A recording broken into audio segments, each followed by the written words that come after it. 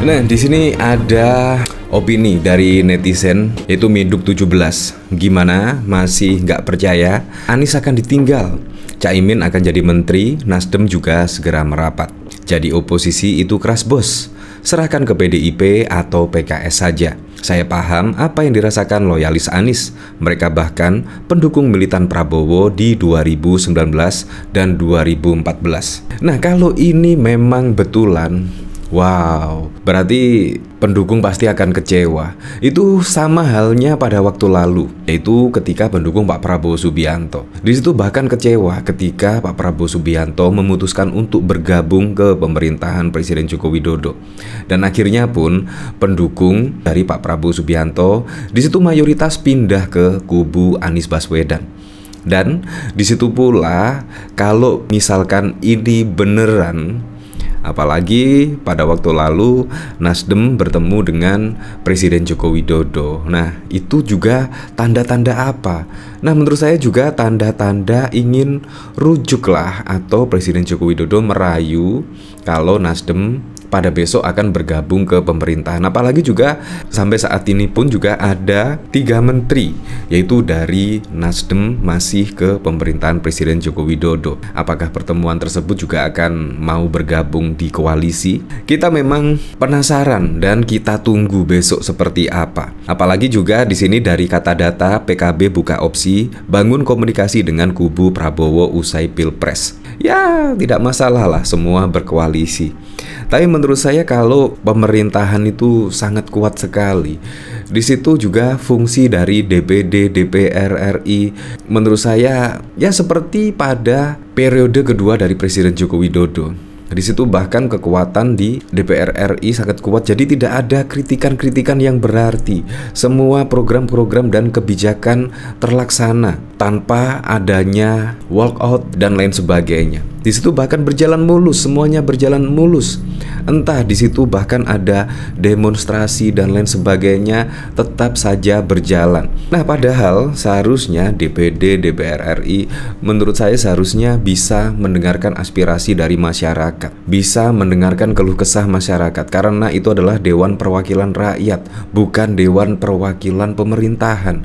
Jadi seharusnya pada Pilpres 2024 siapapun yang jadi presiden seharusnya oposisi dan pemerintah seharusnya berimbang lah di situ. Menurut saya itu juga sangat baik untuk kesehatan demokrasi di Indonesia. Kalau saat ini menurut saya demokrasi kita memang tidak sedang baik-baik saja ya. Bahan pokok mahal, putusan MK di situ bahkan ya DPR RI terlihat terdiam lah. Memang di balik itu semua ada kekuatan yang sangat luar biasa. Wow. Nah, menurut Anda di sini seperti apa ya? Kira-kira misalkan PKB dan Nasdem merapat. Ya, tetapi kita kembalikan lagi lah besok ketika sudah pengumuman hasil rekapitulasi KPU, di situ pasti akan terbuka lah, semuanya akan terang benderang. Dari sini saya juga penasaran seperti apa ya beritanya di sini. PKB buka opsi bangun komunikasi. Wah, kalau bangun komunikasi kan berarti juga ada tanda-tanda mau bergabung ya. Ya, tapi kita lihat aja lah besok. Di sini Ketua Fraksi Partai Kebangkitan Bangsa atau PKB di Dewan Perwakilan Rakyat Cucun Ahmad mengatakan partainya terbuka untuk komunikasi politik dari semua pihak usai pemilu 2024. Hal tersebut disampaikan Cucun saat ditanya soal isu adanya komunikasi politik antara PKB dan kubu pasangan Capres-Cawapres nomor urut 2 yang mengusung Prabowo Subianto Gibran Rakabuming Raka. Kalau misalnya upaya-upaya semacam untuk melakukan komunikasi politik itu para elit politik ya sah-sah saja dilakukan, kata Cucun di kantor DPP PKB Jakarta Pusat pada 18 Februari. Di sini Direktur Pemilihan Legislatif Dewan Pimpinan Pusat PKB itu mengatakan pihaknya juga menghargai upaya komunikasi politik sebagai bagian dari semangat membangun bangsa. Meski begitu, ia mengakui hingga kini belum ada komunikasi resmi antara PKB dengan kubu Koalisi Indonesia Maju yang mengusung Prabowo. Nah, kalau menurut saya di sini ya menunggu hasil keputusan resmi dari KPU besok lah. Pasti juga akan terjalin komunikasi politik antara partai yang mengusung paslon 01, 02, dan 03. Pasti di situ akan terjadi komunikasi politik, entah mau di luar pemerintahan, entah masuk dalam pemerintahan. Jadi kita tunggu sajalah besok. Nah, tetapi di sini ya pada waktu lalu terlihatlah Caimin bahkan juga sering mengkritik ya, yaitu kecurangan pemilu.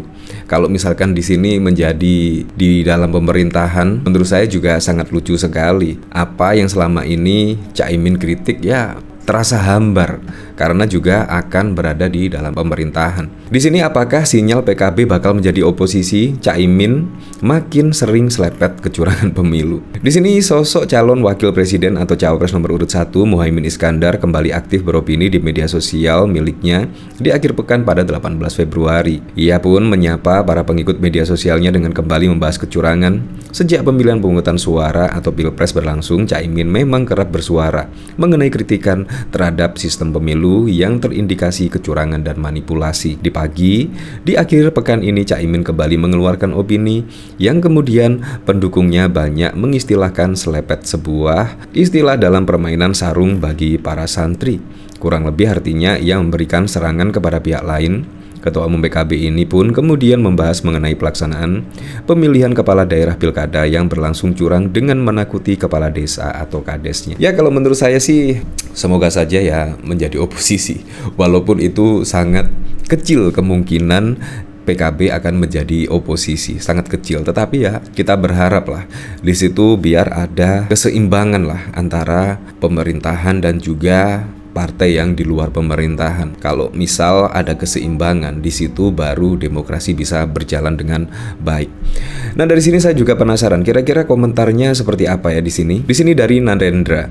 Yang penting PDIP jangan sampai berkompromi dengan Prabowo dan Jokowi lagi. Sungguh sakit hati melihat pengkhianatan Jokowi kepada Ganjar. Bagi saya pengkhianatan Jokowi kepada Ganjar Pranowo tak dapat dimaafkan. Wah, kita harus siap dengan skenario elit. Siap-siap kecewa dan siap-siap optimis. PKS pasti merapat, PDIP akan ditemani Perindro dan P3.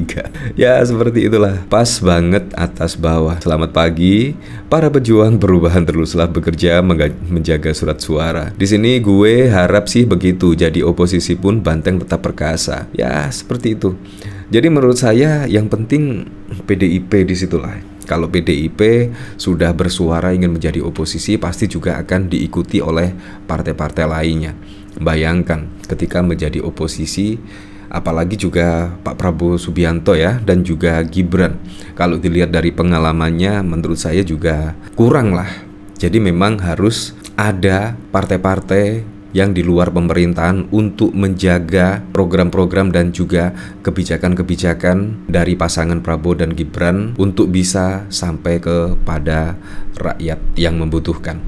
Apapun itu, pada besok siapapun presidennya yang dipilih atau yang dimenangkan oleh KPU akan merealisasikan semua program-program dan janji-janji kampanyenya.